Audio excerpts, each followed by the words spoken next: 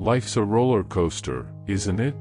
One minute you're coasting along, sipping your morning coffee, feeling like you've got it all together, and the next, chaos slams the door wide open, deadlines crashing down, a family spat brewing, or maybe just that quiet unease that sneaks in when you least expect it.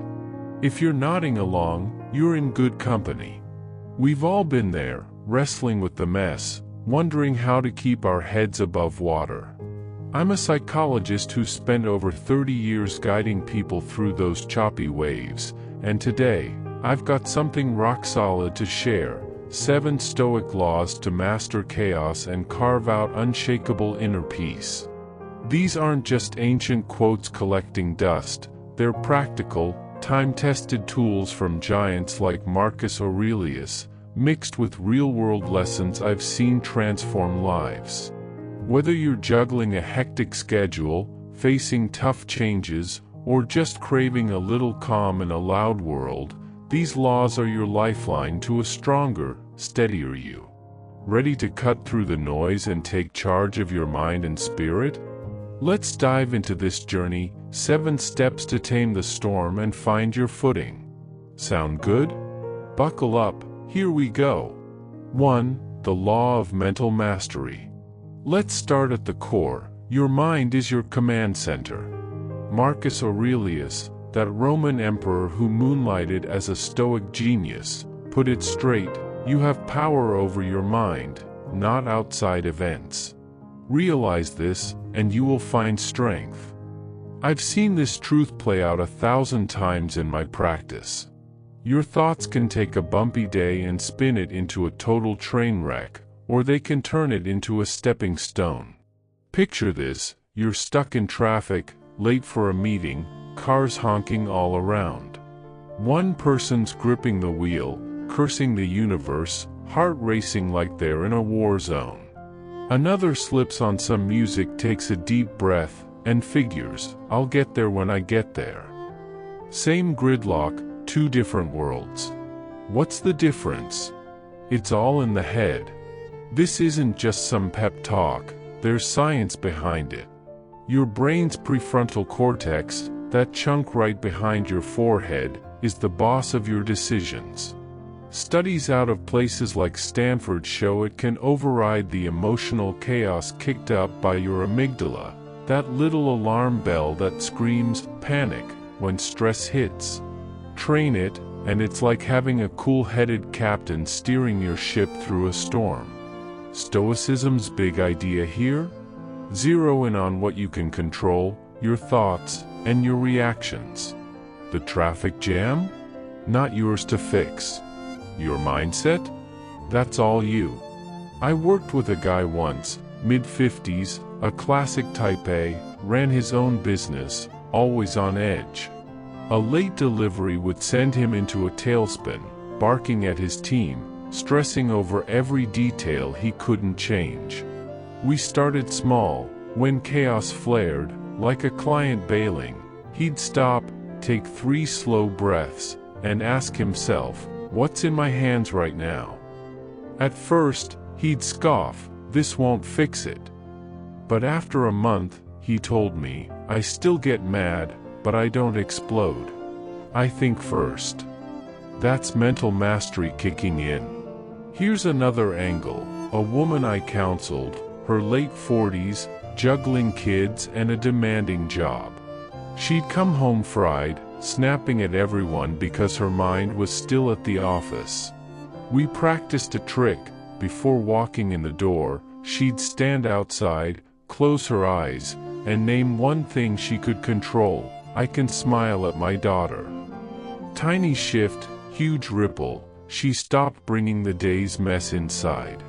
Science backs this too. Research on cognitive reframing shows redirecting your focus cuts stress by up to 30%.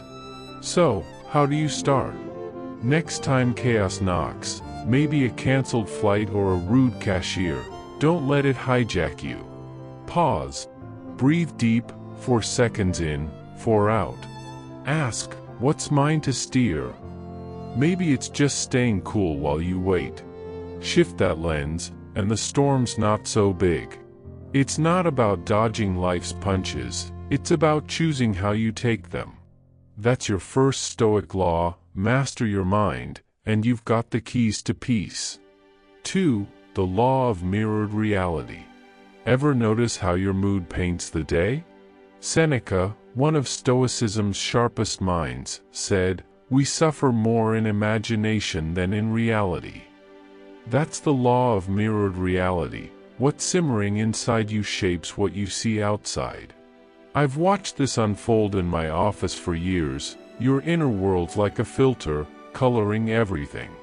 Take a client I had, a guy in his early 50s, always on high alert. He'd get a curt text from a friend and spend hours stewing, convinced the guy hated him. By noon, he'd see every glance as a slight, every word as a jab. His mirror was fogged, doubt inside, drama outside. Then there's the woman who'd get the same text, chuckle, and text back, "Rough day, huh?" She'd sail on, unbothered. Same text, different reflection. It's like this: a messy garage can feel like a disaster when you're already on edge, piles of junk mocking you. But when you're calm, it's just a chore to tackle. Your mind's a projector, and whatever's on the reel plays out on life's screen.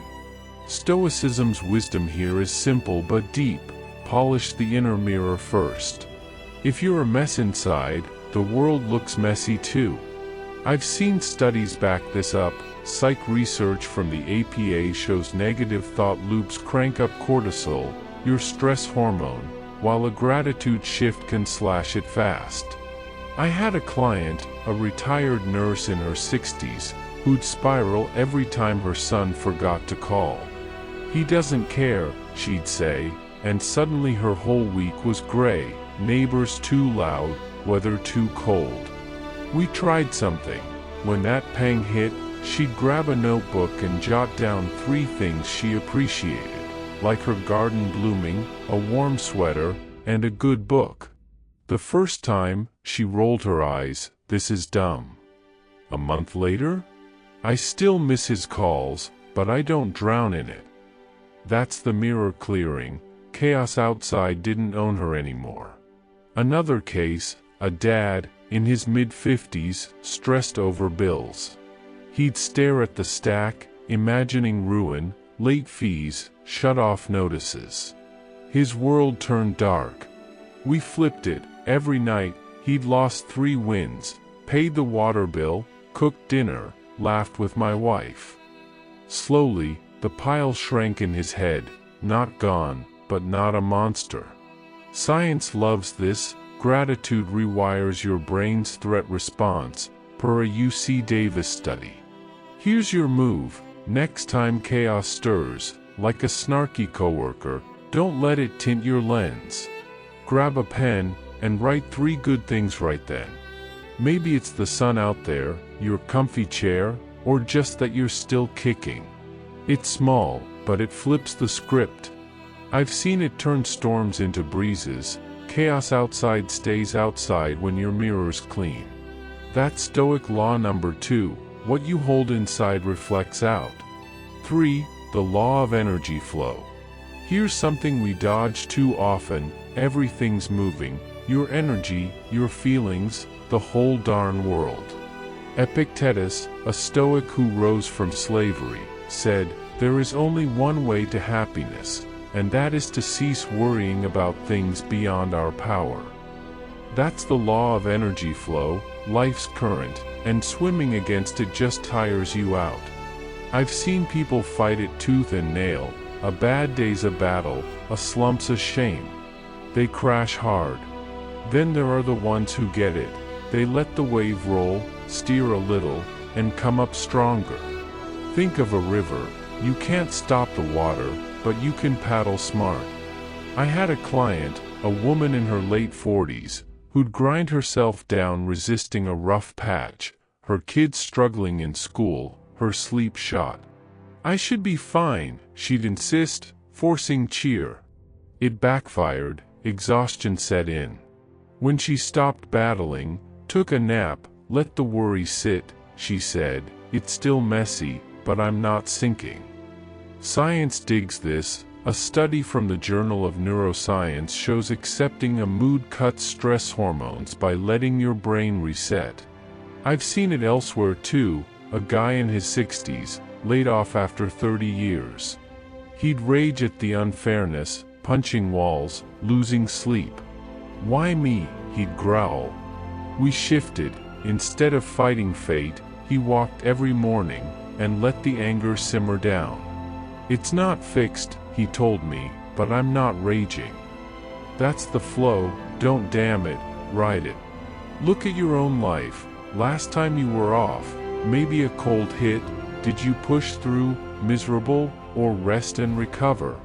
Here's a real story. A teacher I worked with, in the mid-50s, burned out grading papers. She'd force herself to power through, coffee after coffee, snapping at her husband. We tried flowing. When the slump hit, she'd set the stack aside and watch the birds outside for 10 minutes. I still hate grading, she laughed, but I don't hate myself. Research from the American Psychological Association says letting emotions move, not bottling them, drops anxiety fast. Your turn. Next time chaos dips, like a sleepless night, don't wrestle it. Sit with it. Grab a cup of tea, stare out the window, and let it roll through. I've seen it turn folks around. A retiree in his 70s, grieving a friend, used to force smiles at poker night. He started skipping the game, walking alone instead. I miss him, he said, but I'm not pretending. That Stoic energy flow. Move with the tide, not against it, and you'll find your footing. 4. The law of balanced forces. Life's a push and pull, ups, downs, joy, pain. Marcus Aurelius laid it bare. What need is there to weep over parts of life? The whole of it calls for tears. That's the law of balanced forces. Opposites aren't foes, they're two sides of the coin. I've seen people trip over this, crashing after a high because they dread the low, or freaking out at a dip like it's forever. The ones who thrive? They embrace both, steady as a rock. Think of a pendulum, it swings, that's the point. I had a client, a small business owner in his 50s, who'd soar with a big contract, champagne, big plans, then panic when sales slowed, sure it was doom. He was stuck chasing one side. We reframed it, highs fund the lows, lows teach the highs. He started tracking both, wins and flops, and said, it's not smooth, but I'm not scared. Resilience research from the APA backs this. Accepting life swings builds mental muscle. Another case, a woman in her late 40s lost her dad. She'd sob one day, smile at old photos the next, asking, am I crazy? Nope, just balanced. Chaos hit, like a health scare, and she'd say, this is the downswing. She'd knit, breathe, wait it out. Studies on emotional regulation show this works. Letting both poles play cuts burnout. I've seen it in action. A dad, in his mid-50s, clashing with his teen son. He'd yell, then regret it. We leaned into balance. Some days you fight, some you connect. He started logging both, yells and hugs. It's a mess, he grinned, but I'm okay with it. Here's your play. When chaos peaks, say, a work blow up, don't spiral. Tell yourself, this is the low, it'll swing. Step back, sip water, and let it settle. I've seen it steady people. A nurse in her 60s, swamped with patients, used to crumble. She started whispering, part of the dance, during tough shifts. I'm still tired, she said, but not broken. That's Stoic balance. Ride the pendulum, don't curse it. 5. The law of natural cycles. Nothing sticks around forever, not the sunshine, not the rain. Seneca cut to it, fate leads the willing and drags the unwilling. That's the law of natural cycles. Life turns like the seasons, and resisting just tangles you up.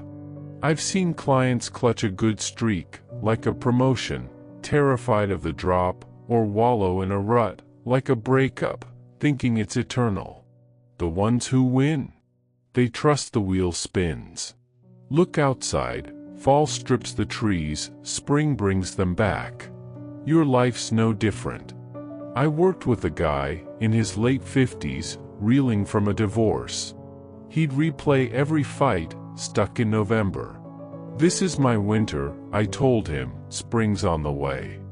He started small, morning coffee on the porch, no agenda. Months later, he said, I'm not over it, but I'm growing. Science agrees. Mood studies from the NIH show our brains adapt to lows if we let time work. Another story, a woman in her 60s, hit with arthritis. She'd cursed the pain, pushing through, miserable. We talked cycles, this is your frost, rest for the thaw. She swapped chores for naps and leaned on friends. It's still stiff, she said, but I'm not bitter. I've seen it shift lives. A vet in his 70s, laid off, used to drink the days away. He started walking, waiting it out. I'm budding, he grinned. Your move, when chaos drags, like a flu bug, don't fight it. Say, this is my season. Try 4 breaths in, 8 out, 5 minutes, tops. I've seen it lift folks. A mom in her 50s, grieving her sister, used this. It's heavy, she said, but I know it'll lighten. That's Stoic cycle wisdom. Trust the turn, and you'll rise when it does. 6. The law of cause and calm. Every mess has a start. Epictetus hit the nail. It's not what happens to you, but how you react that matters. That's the law of cause and calm. Your move now plants what grows next. I've seen people blow up over nothing. A late bus, a spilled drink, turning a spark into a blaze. Others pause, shrug, and keep the fire small. Same trigger, different crop. Take this, a client, in his mid-50s, got a flat tire rushing to a golf game. He could have kicked the car and cursed the day. Instead, he called AAA, sat on the curb with a granola bar, and made it late but laughing. It's a tire, not my life, he said. Contrast that with a woman I knew. Her flight delayed, she'd snap at the gate agent, stew all day, and arrive a wreck. Neuroscience loves this. Our reactions wire habits, per a Yale study. Snap once, it's noise. Snap always, it's your brain's default. I've seen it shift lives. A dad in his 60s, always yelling at his kids' messes. They're pigs, he'd fume. We tried. When chaos flared, like toys everywhere, he'd stop, sip water, and ask, what's my next step? The first week, he failed half the time. Month later? I still grumble, but I don't erupt. Another case, a nurse, in her late 40s, swamped at work. She'd lash out, then crash. We seated calm. Before reacting, she'd count to 10. I'm not a saint, she said, but I'm not a bomb. Your turn. When chaos bites, maybe a rude email, don't fire back. Ask, what's my play?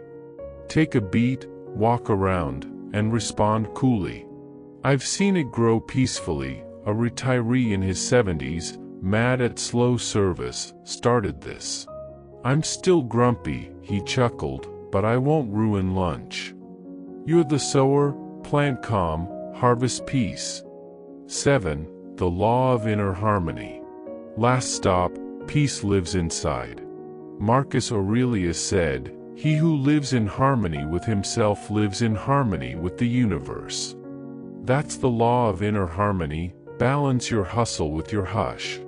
I've seen folks run ragged, chasing work, fixing everything, until they're hollow. Then there are the ones who dance it right, push, rest, They're the ones still smiling.